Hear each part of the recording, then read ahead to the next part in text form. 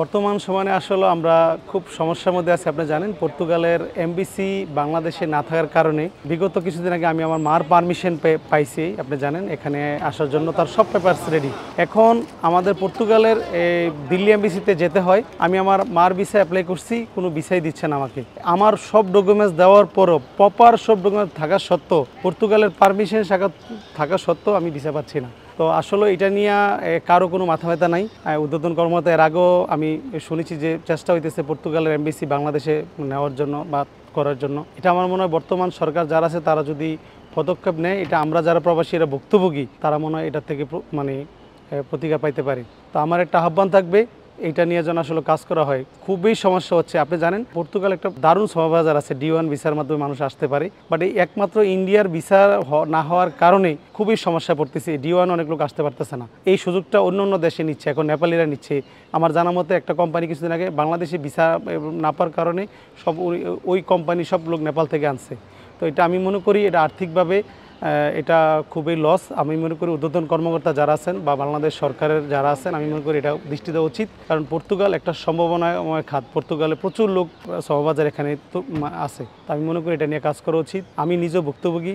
আমি চাই যেন আর এই ভুক্তভোগী না হয়, এটা আমরা যেন খুব দ্রুত এটা থেকে পরিত্রাণ পাইতে পারি। পর্তুগাল এমবিসি না থাকার কারণে যে সমস্যাটা হইতেছে খুবই একটা সংকটে আমরা আছি। এখানে অনেকে তার ফ্যামিলি আনতে পারতেছে না, তার ওয়াইফ আনতে পারতেছে না, তার বাচ্চাদেরকে আনতে পারতেছে না। একমাত্র আমাদের সমস্যা হচ্ছে ইন্ডিয়ার ভিসা। কারণ আপনি জানেন পর্তুগালের যে এমবিসি আছে আমাদের 5টা দেশের, বাংলাদেশ, নেপাল, ইন্ডিয়া, মালদ্বীপ এবং ভুটান, এই 5টা দেশের এমবিসি কিন্তু আমাদের পর্তুগালের এমবিসি কিন্তু একমাত্র দিল্লিতে।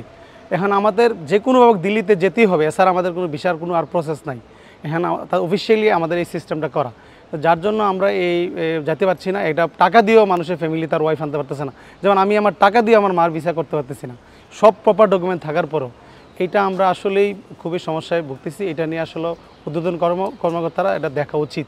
এই সমস্যা বর্তমানে আমার জানা মতে প্রায় 20 থেকে 25 হাজার লোক যারা ফ্যামিলি প্রত্যাশী, যারা ফ্যামিলি এখানে আনতে চায়, তার মা আনতে চায়, তার ওয়াইফ আনতে চায়, বাচ্চাদের আনতে চায় এখানে, কিন্তু এই ভিসার কারণে এই জটিলতা আমরা ভুগছি। ইভেন এটাও জানেন আপনি পর্তুগালের প্রচুর D1 ভিসা হচ্ছে, হ্যাঁ, জব সাইকের ভিসা হচ্ছে, বাট দিল্লিতে ভিসা না দেওয়ার কারণে এই ভিসাগুলো আমরা এখন পাচ্ছি না। এটা অন্য দেশের তারা নিয়ে নিচ্ছে ভিসাগুলি। আমি সরকারের কাছে আহ্বান করব এই পর্তুগালকে যেন একটা ভালো সমবাজার, আপনি জানেন ইউরোপের মধ্যে সবচেয়ে এখন পর্তুগাল একটা ভালো সমবাজার সৃষ্টি হয়েছে। আমি মনে করি সরকার যদি এটা নজর দেয়, এখানে প্রচুর লোক তার ফ্যামিলি নিয়ে থাকতে পারবে, সে রেমিটেন্স সে তাদের দেশে পাঠাইতে পারবে বাংলাদেশে। এটা একটা বিশাল অর্জন আমি মনে করি। সরকার এদিকে দৃষ্টি দেওয়া উচিত আমি মনে করি খুব দ্রুত।